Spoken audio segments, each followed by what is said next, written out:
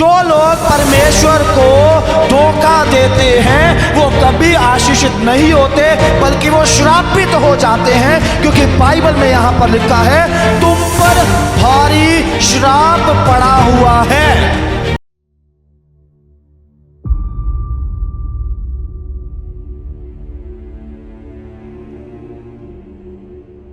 परमेश्वर सवाल करता है, क्या मनुष्य परमेश्वर को धोखा दे सकता है? क्या आप उसको धोखा दे सकते हो? परमेश्वर बोलता है लेकिन तुम लोग ऐसा करते हो। क्या करते हो? परमेश्वर को धोखा देते हो। किस बात में धोखा देते हैं? दशमांश ना देकर परमेश्वर को धोखा देते हैं। हम परमेश्वर से मांगते हैं, प्रभु एक बहुत अच्छी जॉब दे दो, प्रभु आप मेरे लिए बिजनेस का रास्ता खोल दो, प्रभु आप मुझे आशीषित कर दो। जब परमेश्वर ने वो ब्लेसिंग दे दी, जब आपको वो गवर्नमेंट जॉब मिल गई, वो प्राइवेट जॉब मिल गई, जब आपका बिजनेस बहुत अच्छा चला, तब चाहिए था कि आप परमेश्वर की आज्ञा को मानते और जितनी इनकम आपकी महीने की होती है उसका 10वां हिस्सा आप परमेश्वर के घर में देते।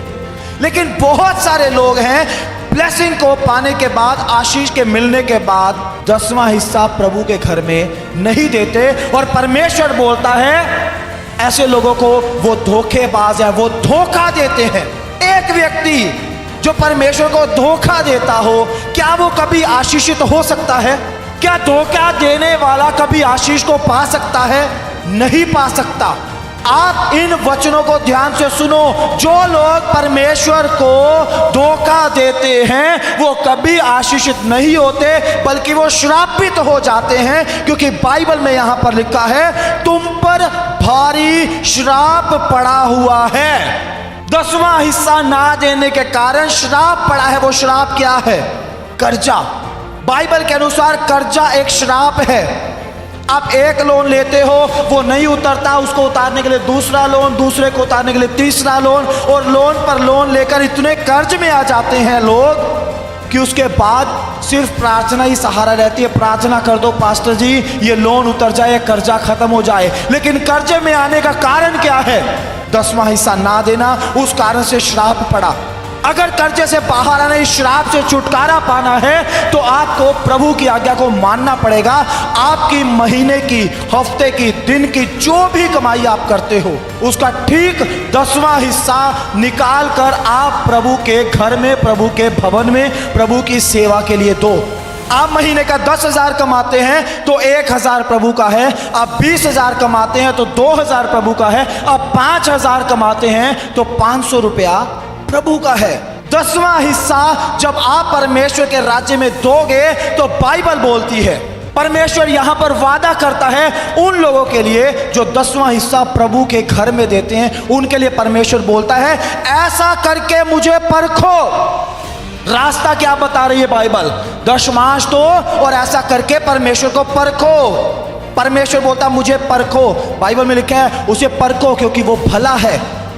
आप जब 10वां हिस्सा प्रभु के घर में देना शुरू करोगे वो आपको आशीष देगा, वो स्वर्ग के झरोखे आपके लिए खोल देगा, आपके ऊपर अपरंपार आशीषों की बारिश करेगा। आपकी हर जरूरत को वो परमेश्वर अपने स्वर्गीय भंडार से पूरा करेगा। लेकिन कब होगा ये? जब आप 10वां हिस्सा प्रभु के घर में दोगे। आज सुबह से 2 गवाहियां हम सुन चुके इस चर्च के अंदर। उन दोनों लोगों की गवाही क्या है जानते हैं आप? उनकी गवाही ये है, उनमें से एक अंकल है जो अपने चर्च में, जब से हमने चर्च शुरू किया तब से वो इस चर्च में आते हैं। उस महीने से लेके आज तक चर्च का अकाउंट का हिसाब मेरे पास रहता है और मैं जानता हूं पिछले 10 साल में एक भी महीना ऐसा नहीं गया जब उन्होंने दशमांश ना दिया हो। 10 साल लगातार हर महीने दशमांश दिया। जब उन्होंने चर्च में आना शुरू किया था उनके पास एक घर था, कुछ साल के बाद प्रभु ने उनको दूसरा घर दे दिया। आज उन्होंने गवाही दी कि उनको परमेश्वर ने एक बहुत अच्छी सोसाइटी में एक बहुत अच्छा प्लाट देकर ब्लेस किया है। और उनकी गवाही भी यही है, जिन्होंने स्टेज के ऊपर खुद खड़े होकर बोला कि मैं लगातार दशमांश देता हूं जब मैं दशमांश नहीं देता था। ये उनकी आज की गवाही बता रहा हूं। उन्होंने बोला जब मैं दशमांश नहीं देता था मेरे जिंदगी में कोई बरकत नहीं थी, मेरे घर में कोई बरकत नहीं थी, लेकिन जब से मैंने दशमांश रेगुलर देना शुरू किया तब से परमेश्वर ने मुझे बहुत बढ़ाया, मुझे बहुत आशीषित किया है। अब घर के लिए प्रार्थना करवाते हैं, पास्टर जी दुआ कर दो मुझे घर की ब्लेसिंग मिल जाए, मुझे मेरा घर मिल जाए। परमेश्वर देने की सामर्थ्य रखता है। प्रभु आपको अपना घर देगा, लेकिन जब आप उसके साथ ईमानदार होंगे।